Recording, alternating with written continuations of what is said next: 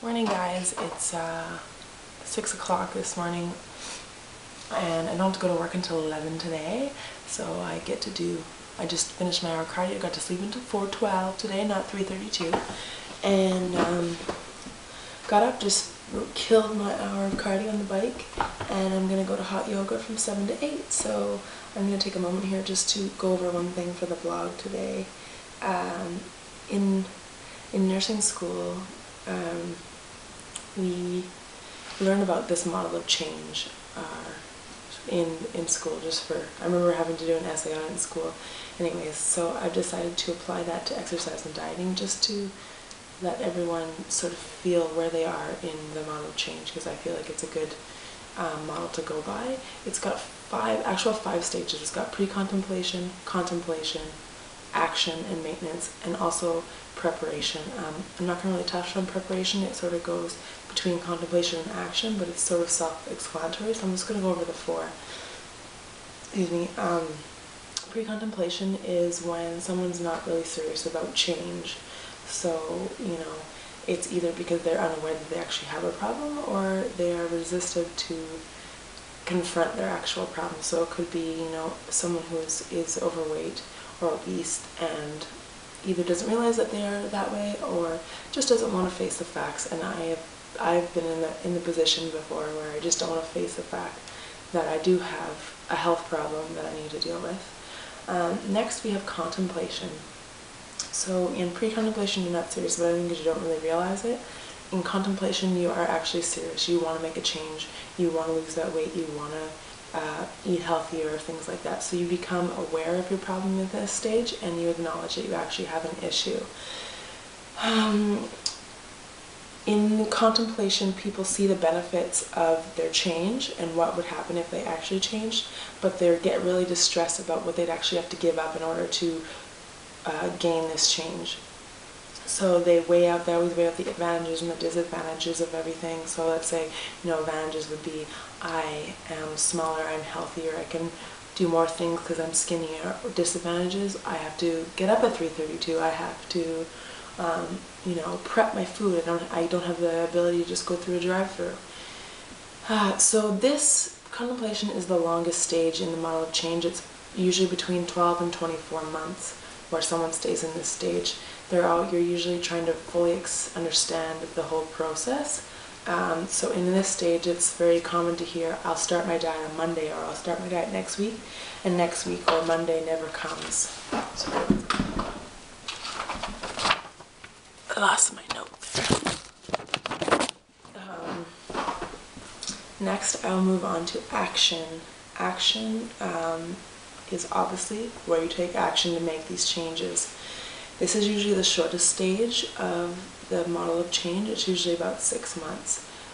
In this stage, let's say I was in this stage, which I've been through these stages that I'm explaining, other people know that you're in this stage because you're always usually looking for, reassurance and reinforcement that you're doing something awesome.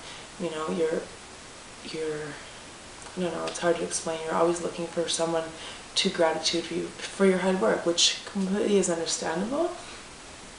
In this stage, people are very confident that they will succeed, so it's a great stage. You feel great in this stage, and this stage, just because you're in action, and let's say I've lost 50 pounds, doesn't mean that you are going to be guaranteed success in this stage. The last stage is maintenance. Maintenance is obviously where you try and maintain what you did in action. So you try and sustain the 50 pounds that you've lost.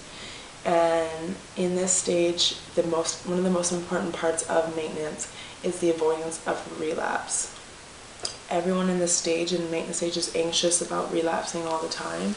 You're constantly thinking about temptation. You're constantly thinking, you want a cream egg, or you want french fries with gravy, stuff like that. But I don't know, I am in this stage, I'm just going to say that. I'll just go on and explain. There are two possible outcomes that come from the 4 stages from maintenance. The first one is relapse, obviously. People move back and forth between the stages, you know. Usually you go back to contemplation, seriously thinking about making another change. Therefore, you have this serious intention to attempt in the near future. So you have relapsed. Let's say you've relapsed, you've gained 10 pounds back, and now you're going back to contemplation. You're like, okay, seriously, gonna lose these 10 pounds, blah, blah, blah.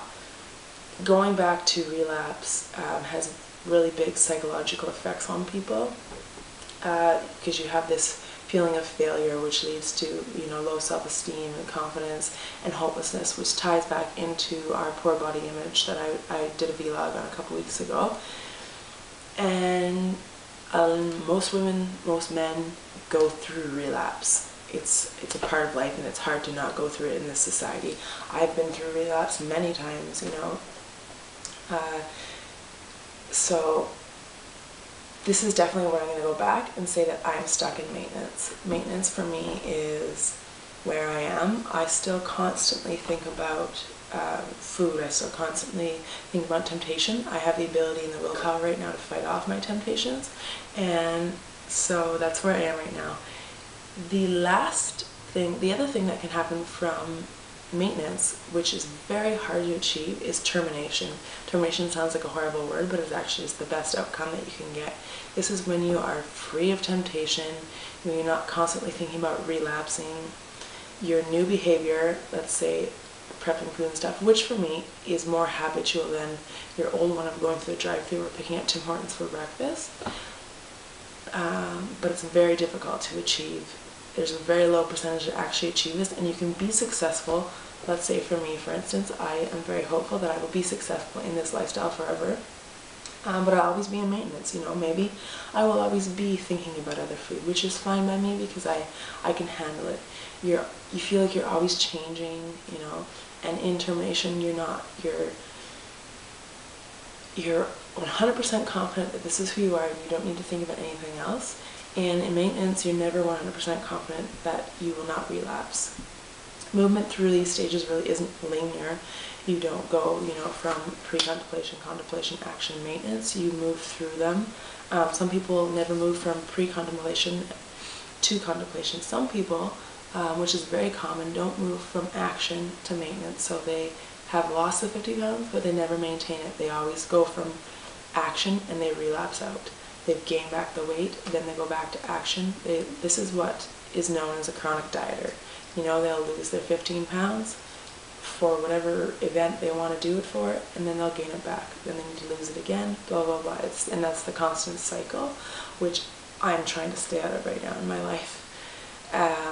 You can relapse at any level. You know, you can go from contemplation, being serious about losing weight and have everything prepped, and then you can relapse.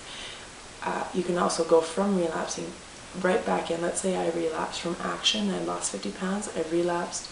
I can go right back into action and eventually get to maintenance. It is possible to do these things, and I'm about to eat some oatmeal and go off to hot yoga, and I will see you in a bit to finish this up.